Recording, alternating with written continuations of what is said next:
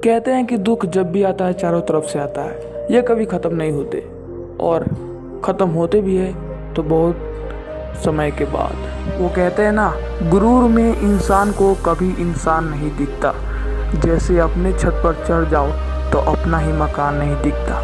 आइए शुरू करते हैं। हमारे जीवन में दुख का मतलब क्या है? Gautam Buddha motivational story in Hindi. एक बार गौतम बुद्ध और उनके शिष्य एक वन से गुजर रहे होते हैं। बहुत देर वन में चलने के बाद गौतम बुद्ध और उनके सभी शिष्य एक विशाल पेड़ के नीचे बैठ जाते हैं। उस पेड़ के नीचे एक अलग सी शांति होती है। सभी लोग उस शांति को अनुभव कर रहे होते हैं। कोई भी एक शब्द नहीं बोलता, चुपचाप उस शांति को अनुभव कर रहे होते हैं। कुछ देर बीतने के बाद गौतम बुद्ध का एक शिष्य उठता है और गौतम बुद्ध से पूछता है, बुद्ध, मैं आपसे एक प्रश्न पूछना चाहता हूँ। गौतम बुद्ध बोलते हैं, पूछो, क्या प्रश्न है तुम्हारा? वह गौतम बुद्ध का शिष्य गौतम बुद्ध से पूछता है, बुद्ध, मैंने कभी भी आपको दुख ही देखा।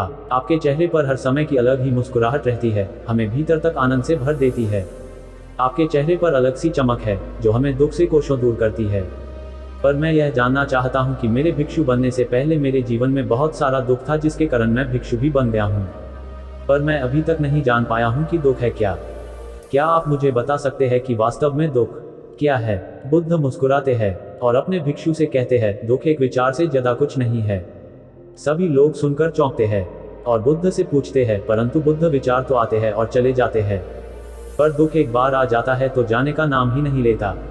बुद्ध कहते हैं, मैं तुम्हें एक छोटी सी घटना बताता हूँ। एक नगर में एक धनी शेठ रहता है।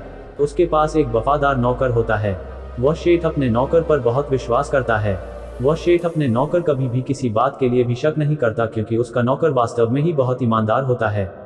एक बार उस शेठ को किसी काम से बाहर जाना पड़ता है। 2-3 दिनों के बाद जब वह शेठ वापस लौटता है तो वह एक कीमती सामान लेकर आता है। वह उस कीमती सामान को अपने कमरे में बड़ा सजा कर रखता है और अपने नौकर से कह देता है, तुम्हें खास तौर पर इस चीज का ध्यान रखना है। ध्यान रहे यह टूटे नहीं, यह मेरा बहुत प्रिय है।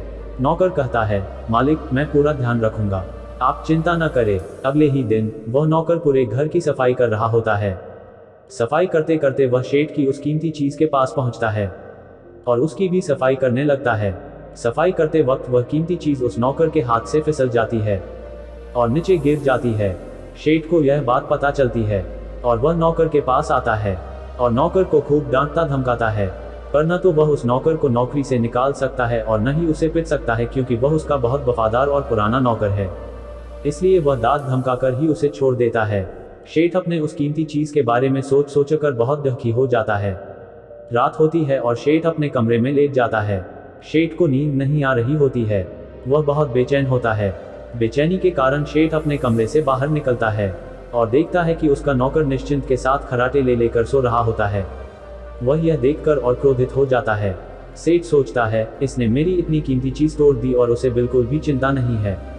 मुझे यहाँ नींद भी नहीं आ रही है और यह आराम से सो रहा है। पर सेठ कुछ कर नहीं पाता, क्योंकि वह उसका पुराना और वफादार नौकर है। सेठ अपने कमरे में वापस चला जाता है। अगले दिन सुबह सेठ सोचता है, मैं इस समस्या से कैसे निकलूं। फिर सेठ को एक तरकीब समझ आती है।